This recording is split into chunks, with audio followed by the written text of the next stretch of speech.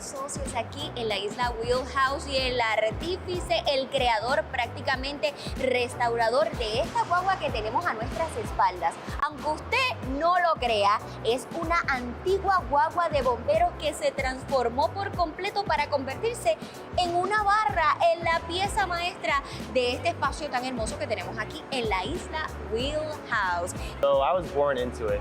My family comes from a long line of junkyard owners. So my great-grandfather, my grandfather, my father, my uncles, they've all worked in the junk industry one way or the other. By junk industry, I mean, you know, cars, we inventory them, we sell parts, we sell whole cars. So from the beginning is when I got into cars. So I would say my early teens, I'd always go to work with my father, and I showed an interest very early on in fast cars, all cars really. And I got into cars as early as 12, learned how to drive at the junkyard. And what is the story behind this truck? This truck was my first purchase as me going into business in the culinary world, actually.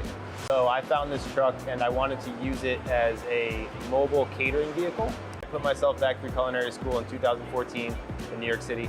And I started a catering company, very small. I did small jobs for private dinners, and they kept growing. So as they grew, I wanted to connect my two passions, cooking and cars.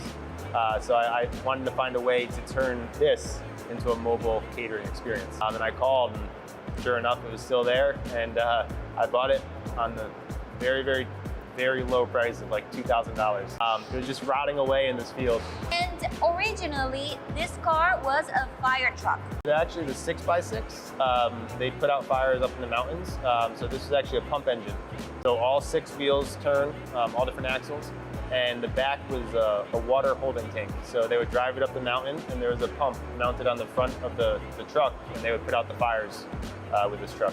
The motor is actually an inline 6 international harvester, which this is. They were known for making tractors. So this is basically, an old school tractor you'd see in a farm somewhere in the early 1900s. So the international, that company was based on tractors. Mostly tractors. They had some cars. They're famously known for the International Scout. A lot of car people know that truck. Overall, it was no big dents. There's a lot of rust, but just it's been sitting, rotting away in the field for 30, 40 plus years, so it needs a lot of rehab. I did the majority myself. I had a lot of help from friends of the family that are in the industry as well. So I had a buddy, Bobby Codling, who helped me with the paint. My brother-in-law's father, Bobby Bloom, helped me with all the fabrication. But I did a lot of the sourcing and hard work myself. It was supposed to be a lot faster, but life happened. So, it ended up taking over 7 years. On the back side, I was gonna put a wood Argentinian style grill. But I ended up opening restaurants in between. COVID happened, you name it, life just took different turns. So, but it landed the truck in Puerto Rico. To get this here, approximately $20,000 by the time you pay the import taxes and all the shipping and handling. But it is totally worth it because I haven't seen a truck like this one here in Puerto Rico. I haven't seen a truck like this anywhere. Part of what drew me to this truck, knowing as much as I do about cars and my passion for cars, I've seen a lot of old trucks. I've never seen this exact truck, and I have not found it anywhere else yet. And what you did with this car was do like a mini bar? Yeah, so it was going to be a totally mobile. So for example, say if you were having a wedding, I'd be able to pull up with my crew. We would have draft beer lines across the side where the liquor is, grill on the back, and then I would follow in a refrigerated van and other equipment, but we would pop up anywhere and be able to do a full event for you. And it's totally operational. It is. It actually has an original 11,000 miles on it. A lot of these trucks didn't get that much action, so they'd go to only the fires that were actually happening. So this was mostly, they call them parade trucks. They drive these in parades, and then they'd be just maintained and kept in storage. Congratulations on all of the things that you had built, especially on this truck. But this is not the only thing that you have to do with your hands.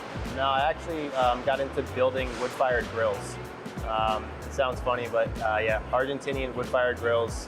One was actually supposed to go on the back of this truck. We use it here for pinchos, oysters, lobsters, a bunch of other things. And where do you find the pieces? This is all from scratch? Yes, the main piece is from a company called Grillworks. They're out of Ann Arbor, Michigan, some of the best grills in the world. But I actually built the one I have here out of an old oil bench that I found at my father's junkyard. So we sandblasted it, we did some fabrication, and we mounted the grill on an old oil bench. Oh my God, so building things Yep. is your passion.